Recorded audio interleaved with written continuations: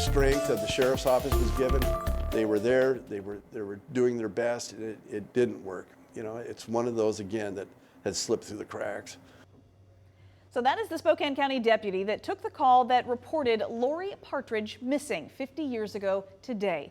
It is the first time he has ever spoken to the media. The Spokane County Sheriff's Office is still investigating what happened to Laurie Lynn Partridge, the 17-year-old Ferris High School student who disappeared.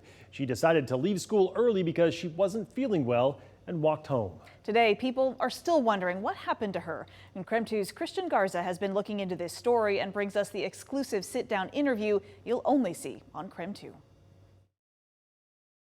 It was here near this intersection in Spokane where Laurie Lynn Partridge was last seen 50 years ago and never heard from again. It's like she just vanished off the face of the earth. In 1974, 17-year-old Laurie Lynn Partridge left Ferris High School early because she wasn't feeling well. She started to walk home to rest, but she never made it. It's worse not knowing anything and never having any resolve to this. Laurie's younger sister, Taryn Chambers, shared on the phone what she remembers from that day. Well, my bus was supposed to go over from the elementary school and go over to the high school to pick her up. And then she wasn't on the bus. Then I got home and she wasn't home. A mystery her and the Partridge family have been living in for half a century. It's been hell.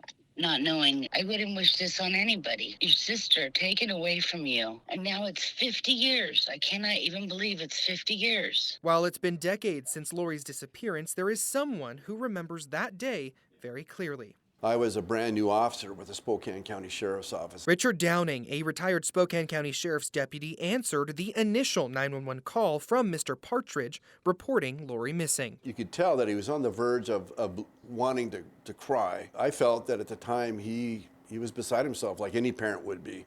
You know, that he didn't know what had happened to his daughter. This was unlike her not to be home. Initial reports say days leading up to her disappearance, the person Laurie was in a relationship with told deputies he saw a green station wagon following the two of them home from Laurie's job at the Lincoln Heights Theater.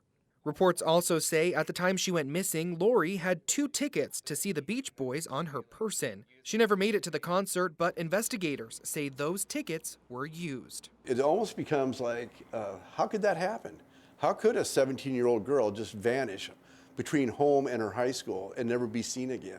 A question Detective Michael Drapo has been trying to answer since the case was first assigned to him back in 2007. So all cold cases have a certain degree of solvability factors. Unfortunately, missing persons who are yet to be located are the most difficult. He says the sheriff's office has spent the last 50 years tracking down every possible lead, but they are still searching for answers. While this is a cold case, it doesn't mean the sheriff's office or the Partridge family has lost hope that one day they'll find Laurie. I wish somebody would please come forward and help our family find our sister so we can resolve this one way or another. It's solvable. We just got to be able to do it. Just got to find a way to do it. Detective Drapo says that the sheriff's office is still working to find Laurie. If you or someone you know has any information about Laurie's whereabouts, you're asked to call Crime Check. In Spokane, Christian Garza, KREM 2 News.